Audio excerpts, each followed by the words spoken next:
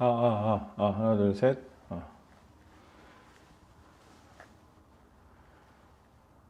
준비가 다 됐나? 여러분 반갑습니다. 박목사 채널 생생한 큐티. 오늘도 또 큐티를 함께 하도록 하겠습니다. 오늘도 함께 보실, 큐티를 함께 나누실 여러분들을 환영하고요. 축복합니다. 또 오늘도 참 좋은 하루가 되었으면 좋겠습니다. 오늘 함께 보실 말씀은 요한복음 16장입니다. 요한복음 16장 16절에서 24절까지의 말씀입니다. 여러분들이 한번 꼭 말씀을 읽어보시고 묵상을 나누었으면 좋겠고요. 오늘 말씀은 계속해서 이어지는 말씀인데요. 오늘 본문은 제자들이 예수님이 하신 말씀을 들었는데도 이 제자들이 도통 그 말씀이 무슨 이야기인지를 이해하지 못하고 서로 이게 무슨 말이야 하고 의논하는 것을 예수님이 보시고 그 말씀에 대해서 추가 설명을 해주시는 내용이 담겨 있습니다. 예수님이 하신 말씀은 16절과 17절에 나와 있는데요. 조금 있으면 너희가 나를 보지 못하겠고 또 조금 있으면 나를 보리라 하신대. 제자 중에서 서로 말하되 우리에게 말씀하신 바 조금 있으면 나를 보지 못하겠고 또 조금 있으면 나를 보리라 하시며 또 내가 아버지께로 감이라 하신 것이 무슨 말씀이뇨? 이렇게 서로 제자들이 이야기를 했습니다. 참 제자들은 예수님 말씀을 참 못 알아듣습니다. 그죠? 물론 저도 예수님 곁에 당시에 있었으면 못 알아들었겠죠.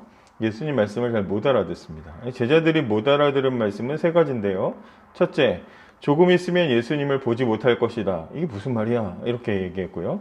또 조금 있으면 다시 나를 볼 것이다. 이건 또 무슨 말이야? 이제 이렇게 알쏭달쏭한 말을 이해하지 못했습니다. 세 번째로 아버지께로 내가 간다. 이 말도 이해하지 못했습니다. 그러니까 쭉 지금까지 하신 예수님의 말씀에 대해서 이해를 못했어요. 계속 우리가 지금 큐티를 해 나가면서 하게 되는 부분이지만 참 이 지난 3년 동안 예수님의 그 공생애, 그 중요한 시기를 함께 했던 제자들이 정말 안타까울 정도로 예수님에 대해서 모른다. 참 이렇게 모를 수 있나? 이런 생각들을 해보게 됩니다. 그런 이제 예수님께서 19절에 보시면 예수께서 그 묻고자 함을 아시고 가라사대 내 말이 조금 있으면 나를 보지 못하겠고 또 조금 있으면 나를 보리라 함으로 서로 문의하느냐. 너네 내가 아까 했던 말 가지고 지금 그 말 가지고 서로 의논하고 있니? 이제 예수님이 이렇게 말씀하시는 거예요. 여기 보면 요한이 뭐라고 말해요? 예수님께서 제자들이 묻고자 하는 게 무엇인지 이미 다 아시고 계셨다라고 얘기합니다. 그러니까 제자들이 하는 얘기 딱 보니까 예수님도 궁금해서 들은 게 아니라 저런 얘기하고 있구나 하고 아시고 가셨다는 거예요. 만약에 내가 어떤 선생님인데 내가 어떤 제자를 정말 내 힘을 다해서 가르치고 먹이고 입히고 같이 그냥 집에서 같이 생활하면서 가르쳤는데 정말 열심히 가르쳤는데 이게 하나도 아는 게 없고 무식해가지고 그냥 아무것도 하나도 모르고 그러면 어떻게 하겠습니까? 쫓아내는 거죠. 너는 내 제자가 될 수 없다 하고 쫓아낼 수밖에 없습니다. 근데 예수님께서는 이토록 무심하고 무감각한 이 제자들을 보시면서 화가 나실 만도 한데 이 제자들의 무지함을 다 아시고 계셨으면서도 그들의 연약함을 다 이해하시고 그들에게 너희 이것 때문에 의논하고 있냐? 라고 그렇게 물어보신다는 거예요. 예수님의 그 참을성은 어디까지인가 생각을 하게 되죠. 예수님이 하신 말씀을 이제 이해를 해보면 우리가 먼저 한번 이해를 해봅시다. 이해를 해보면 조금 있으면 나를 보지 못한다. 그 다음에 잠시 후엔 또 나를 볼 것이다. 이렇게 얘기하셨어요. 먼저 조금 있으면 나를 보지 못한다. 이거 무슨 말씀입니까? 이제 곧 예수님께서 십자가를 지실 거죠. 재판을 받으시고 십자가를 지실 것에 대한 이야기죠. 십자가를 지고 예수님이 죽으시면 제자들이 예수님을 육신으로 볼 수가 없습니다. 그러니까 그 부분에 대한 이야기가 조금 있으면 나를 보지 못한다. 이게 그 얘기죠. 이 말에 대해서 예수님은 어떻게 설명을 하셨을까요? 20절에 보면 내가 진실로 진실로 너희에게 이르노니 보통 성경에 예수님이 진실로 진실로 이렇게 말씀하시면 밑줄 치면서 봐야 되죠. 굉장히 중요한 얘기니까. 진실로 진실로 너희에게 이르노니 너희는 곡하고 애통하리니 세상이 기뻐하리라. 너희는 근심하겠으나 너희 근심이 도리어 기쁨이 되리라. 이렇게 말씀하십니다. 예수님은 먼저 나는 십자가에서 죽을 것이다. 이 말씀을 하시는 겁니다. 나를 보지 못한다. 나는 십자가에서 죽을 것이다. 이 얘기죠. 예수님의 죽음은 제자들에게는 곡하고 애통할 만한 일이죠. 너무 슬퍼할 일이죠. 그런데 반대로 세상의 입장에서는 어때요? 야, 드디어 그 예수를 잡았다. 예수님을 미워하는 이 세상의 입장에서는 지난 시간에도 살펴봤지만 자기들이 예수님을 잡았다, 승리한 줄로 알고 예수님이 죽으면 제자들은 슬퍼할 때 사람들은 기뻐하겠죠. 세상은 기뻐할 겁니다. 그러고 나서 그러면 그러니까 결국에는 예수님의 십자가와 죽음은 구원을 완성하시기 위한 길이었기 때문에 이 애통하던 제자들도 나중에는 십자가에 대해서 기뻐하게 되겠죠. 그래서 예수님이 나중에 마지막에 20절 끝에 너희는 근심하겠으나 너희 근심이 도리어 기쁨이 되리라. 이제 이 말씀이 뒤에다가 이제 붙여주신 거죠. 이제 두 번째로 조금 있으면 나를 보리라. 이건 무슨 말일까요? 조금 있으면 나를 보리라. 이게 이제 두 가지 해석이 가능한데요. 일단 첫째로 오늘 큐티 책에는 이렇게 되어 있습니다. 예수님이 십자가 지고 죽으셨다가 3일 만에 부활하시는 의미로 이해할 수 있다. 물론 그럴 수 있죠. 조금 있다 나를 보지 못하겠지만 또 조금 있다가 나를 보리라. 그러니까 돌아가셨다가 3일 뒤에 부활하신다. 이렇게 이해할 수 있습니다. 근데 예수님이 앞에 첫 번째 나를 보지 못하리라도 20절에 설명을 덧붙이셨죠. 그러면 이제 이 나를 다시 보리라 이 말도 설명을 붙이셨을 거 아닙니까? 근데 이걸 보고 나면 생각이 좀 달라집니다. 조금 있으면 나를 보리라 하셔놓고 21절과 22절에 이렇게 말씀하십니다. 여자가 해산하게 되면 그때가 이르렀으므로 근심하나 아이를 낳으면 세상에 사람 난 기쁨을 인하여 그 고통을 다시 기억지 아니하느니라. 지금은 너희가 근심하나 내가 다시 너희를 보리니 너희 마음이 기쁠 것이요 너희 기쁨을 빼앗을 자가 없느니라. 세상에 가장 큰 고통, 사람이 느끼는 가장 큰 고통 중에 하나가 아이를 낳는 고통이라고 하지 않습니까?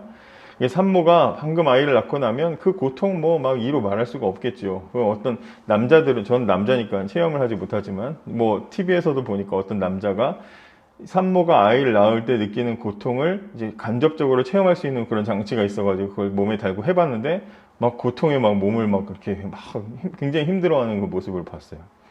그러니까 산모가 방금 아이를 낳고 나면 나는 다시는 아이를 안 낳을 거다 그렇게 다짐하는 그런 산모도 있다 그러죠. 그러나 낳은 아이를 딱 보는 순간 그간의 모든 고통이 한순간에 사라진다고 합니다. 세상에 내가 낳은 아이처럼 그렇게 예쁜 아이가 있을 수 있을까? 그러면서 사람들이 감동한다고 그러죠. 또 이 사랑스러운 아이를 키우고 아이가 자라다 보면 또 아이를 낳고 싶은 마음을 갖게 돼요. 그래서 또 그 고통을 겪어놓고도 아이를 또 낳는 겁니다. 그러니까 생명을 낳는 그 기쁨이라는 것이 얼마나 큰지 우리가 그 산모들이, 엄마들이 느끼는 그 기쁨이라는 것이 얼마나 큰지 이전에 그 고통스러웠던 순간 다시는 낳지 않으리라 그렇게 결심할 정도로 그렇게 고통스러웠던 순간을 잊어버리게 할 정도로 큰 기쁨이라는 거죠. 자, 예수님이 제자들과 다시 만날 것인데 그날의 기쁨이 출산한 여인이 아이를 안고 나서 그간의 모든 고통을 잊을 만큼 그렇게 기쁠 것이다. 이렇게 지금 비유를 하고 계십니다. 자, 그러면 모든 슬픔과 고통을 덮는 그런 압도적인 기쁨이 찾아오게 될 것이라는 이야기인데, 그런데 예수님이 부활하신 장면을 보면 물론 예수님의 부활 사건은 기쁜 사건이고 반가운 일이죠.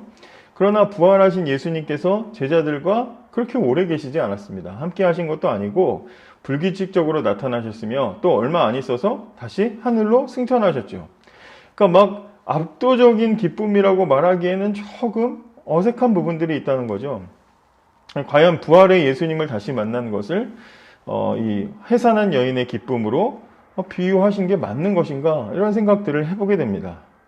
그래서 또 조금 있으면 나를 보리라 이 말은 또 다른 해석이 있는데 어떤 해석이냐면 예수님께서 하늘로 올라가시고 예수님이 약속하신 보혜사 성령님이 오시는 오순절 성령 강림 사건을 이야기하는 것으로 보는 것입니다.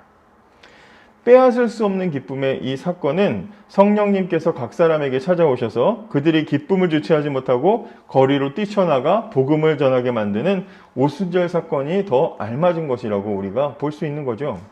23절에 보면 그날에는 너희가 아무것도 내게 묻지 아니하리라 이렇게 말씀하십니다.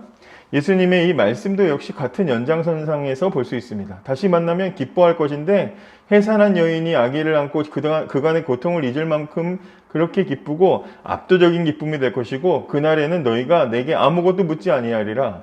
예수님에게 왜 묻지 않는다? 이게 무슨 말이냐면 앞에서도 말씀드렸지만 제자들은 예수님이 하시는 말씀을 잘 못 알아들었습니다. 예수님이 진리의 말씀을 하셔도 무슨 말인지 몰라서 항상 예수님께서 다시 설명하고 해석해 주셔야만 됐습니다. 그런데 성령님이 오시면 이제 제자들은 예수님께 묻지 않아도 돼요. 왜? 성령님은 진리의 성령님이시거든요. 그래서 제자들을 진리 안으로 거하게 하고 진리로 인도하시기 때문에 성령 강림을 통해서 제자들은 진리를 제자들도 알게 되기 때문에 더 이상 예수님에게 묻지 않아, 비유적으로 말씀하신 거다 이 말이에요. 성령 강림 사건은 이전에는 예수님의 십자가가 제자들에게는 충격과 아픔이죠. 우리 예수님의 십자가 충격과 아픔이었어요. 그런데 성령님이 오신 뒤에는 어떻게 됩니까? 제자들에게 그 십자가 사건은 충격과 아픔이 아니라 이제는 기쁨이 되고 자랑이 돼요. 승리의 사건이 돼요. 그러니까 길거리로 나가서 예수의 십자가를 부끄러움 없이 거리낌 없이 자랑하는 거예요. 세상은 십자가를 부끄러워하지만 예수님, 성령님을 통해서 예수님을 확실히 알게 된, 진리를 알게 된 제자들과 사람들은, 신자들은 거리로 나가서 십자가를 자랑하는 사람으로 바뀌게 된다 이 말이죠. 그러므로 다시 보리라 이 말씀은 오늘 묵상을 하실 때 오순절 성령 강림 사건으로 보시고 묵상하는 것이 더 알맞을 것 같습니다. 마지막으로 예수님께서는 예수님의 이름으로 기도하면 응답받을 것이다 이 약속을 하셨는데, 이 말은 부활과 승천으로 예수님의 십자가 부활 그다음에 승천 사건으로 구원 사역이 완성이 되고 이제 예수님께서 하나님께로 다시 아버지께로 올라가시게 되면 하늘의 권세를 다시 다 회복하시게 되고, 그러면 이제 우리에게는 예수님의 이름으로 기도할 특권이 주어지고, 예수님의 이름으로 기도한다는 것 자체가 예수님께는 그런 권세가 다시 회복되었다는 것을 이야기하는 것이다. 그래서 우리가 예수님의 이름으로 기도하면 하늘의 충만한 기쁨으로 우리에게 응답해 주신다는 것을 약속받은 것으로 우리가 보게 되는 것입니다. 이 예수님의 약속은 우리에게도 해당이 되죠. 예수님은 제자들뿐만 아니라 지금 우리에게도 오늘 말씀을 통해서 조금 있으면 나를 보리라 라고 약속해 주셨습니다. 그리고 너희 기쁨을 빼앗을 자가 없으리라 라고 약속하셨고요. 우리는 진리로 인도하실 것이라고, 그렇게 인도받을 것이라고 그렇게 약속하셨습니다. 약속하신 대로 성령님이 우리에게도 오셨고, 성령님은 오늘도 우리를 이 말씀을 통해서 진리 안으로 이끌어가고 계시죠. 주님이 다시 오실 날이 언제나 멀지 않았다는 것을 우리가 잊지 않고 오늘도 충만한 기쁨을 주실 예수의 이름으로 기도의 자리에 나아가는 우리들이 되었으면 좋겠습니다. 감사합니다.